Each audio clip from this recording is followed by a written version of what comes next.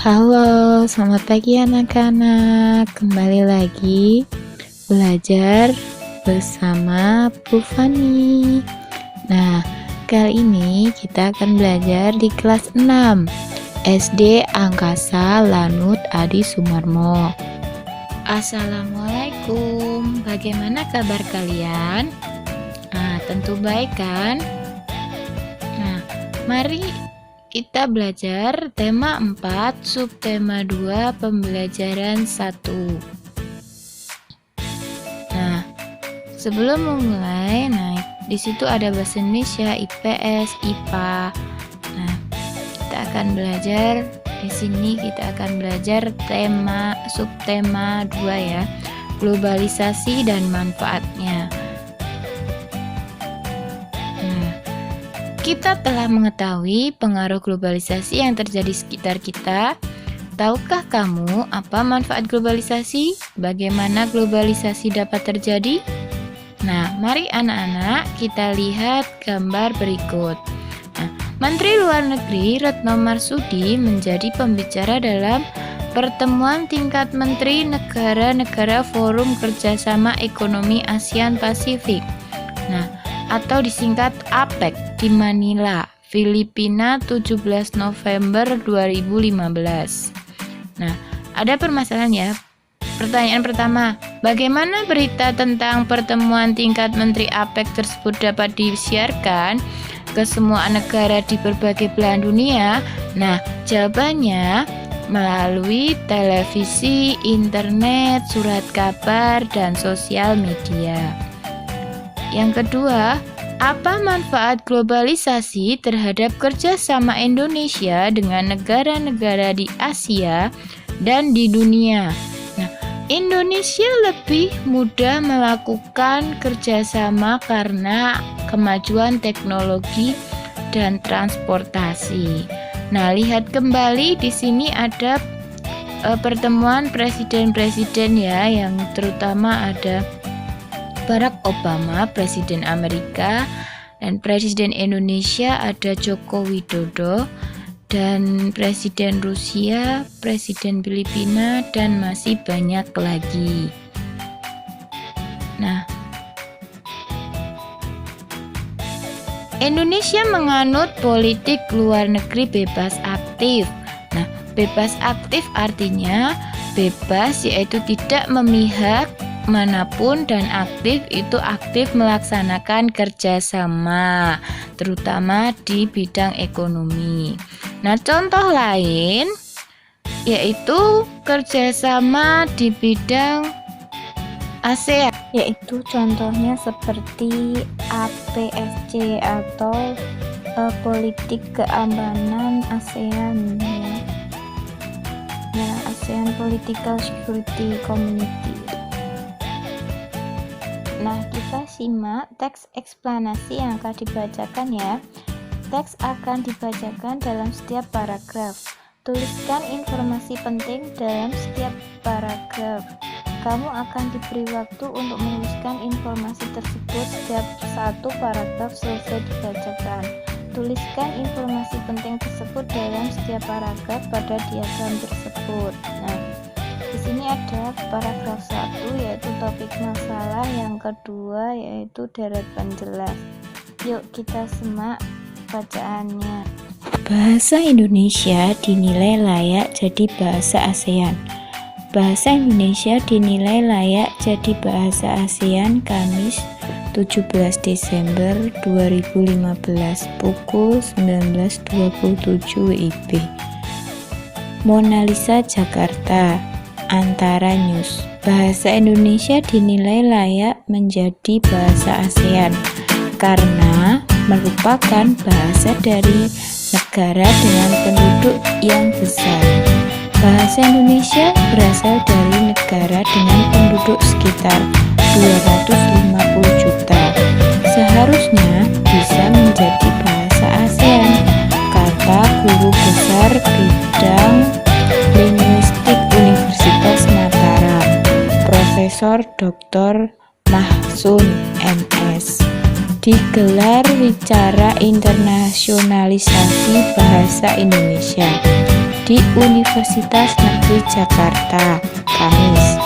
Menurut Mahsun, bahasa Indonesia memang hanya memiliki 90.000 kosakata, tetapi mempunyai strategi gramatikal untuk menciptakan kata baru, sehingga bahasa Indonesia merupakan bahasa yang kaya. Misal dari kata hati banyak dikembangkan menjadi mata hati, jatuh hati, patah hati, dan sebagainya. Atau dari kata anak berkembang lagi menjadi peranakan, kekanakan, kanak-kanak, dan sebagainya. Jelas Mahsun. Itu kita bahas ya. Dari bacaan tersebut, mari kita bahas bersama-sama yuk. Mari kita bahas bersama. Paragraf 1, topik masalah. Bahasa Indonesia dinilai layak menjadi bahasa ASEAN karena merupakan bahasa dari negara dengan jumlah penduduk yang besar. Paragraf kedua yaitu deret penjelas. Bahasa Indonesia mempunyai strategi gramatikal untuk menciptakan kata baru. Bahasa Indonesia itu sempurna, tidak kaku, dan bisa berkembang. Dan paragraf 3 yaitu simpulan dan pendapat pribadi. Gunakan bahasa Indonesia sebagai bahasa ibu dalam kehidupan sehari-hari. Bahasa Inggris cukup dipelajari sebaik mungkin sebagai bahasa asing.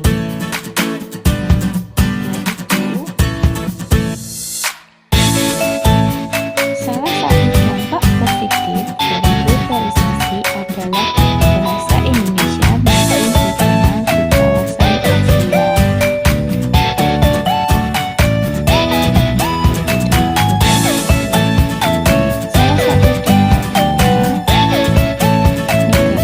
Globalisasi yaitu adanya pemborosan energi karena kemajuan teknologi membutuhkan energi. Penghematan energi atau konservasi adalah tindakan mengurangi jumlah penggunaan energi. Contoh, lihat ya, perhatikan gambar itu ya. Kita memulai hemat. Jangan hanya bicara, matikan lampu sekarang. Jika tidak perlu, lakukan 3 langkah. Matikan listrik, gunakan peralatan elektronik yang hemat energi. Cara menghemat energi listrik yaitu 1. Alat elektronik dimatikan sebelum kita pergi. Yang kedua,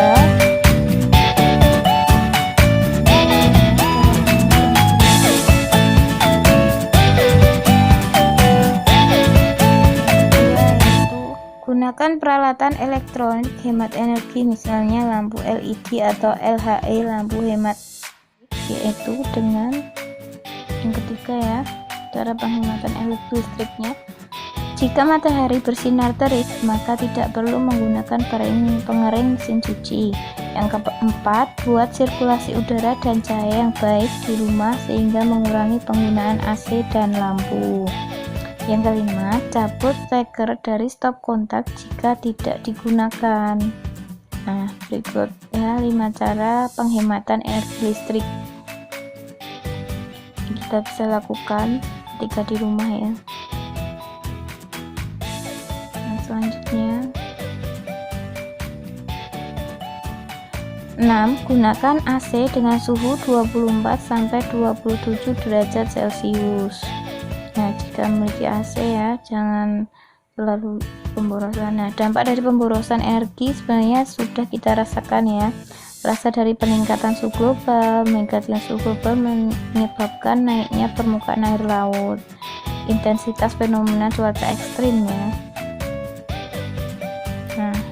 Jadi kita harus simak-simak. Akibat pemanasan global ya, ada 8 kenaikan muka air laut, meningkatnya suhu, meningkatnya kejadian hujan ekstrim, meningkatnya penyebaran wabah penyakit, timbulnya sebagai hama, kekeringan, naiknya suhu air laut, dan mencairnya es di kutub.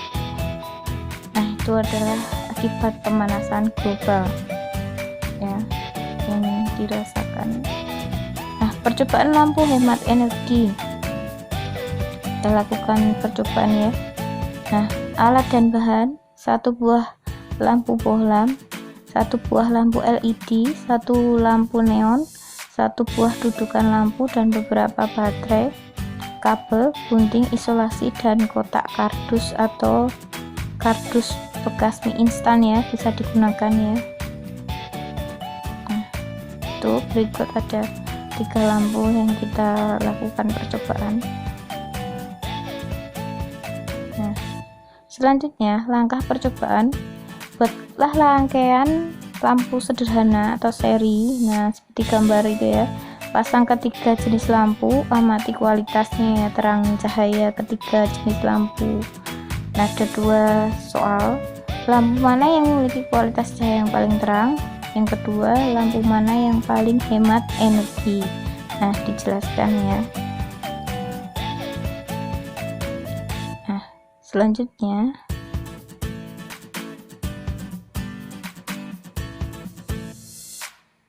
setelah melakukan percobaan ya, diamati, kita bisa melihat hasilnya. Nah, laporan kegiatan percobaan, ada nama percobaan ya, tujuan percobaan, dan alat bahan. Nah, percobaan lampu hemat energi listrik. Nah, tujuannya untuk mengetahui jenis lampu apa yang paling hemat energi. Nah, alat bahannya tadi sudah disebutkan ya di awal. Nah, langkah percobaan buat rangkaian tadi ya, sudah dilakukan di awal juga. Nah, kesimpulan, lampu yang paling hemat yaitu atau paling terang yaitu lampu mana itu ya, bisa disimpulkan sendiri ya.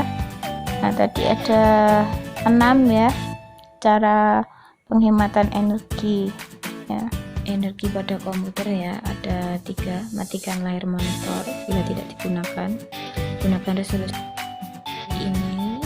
Terima kasih, kita akan bertemu kembali di pembelajaran atau pertemuan selanjutnya, dan stay at home.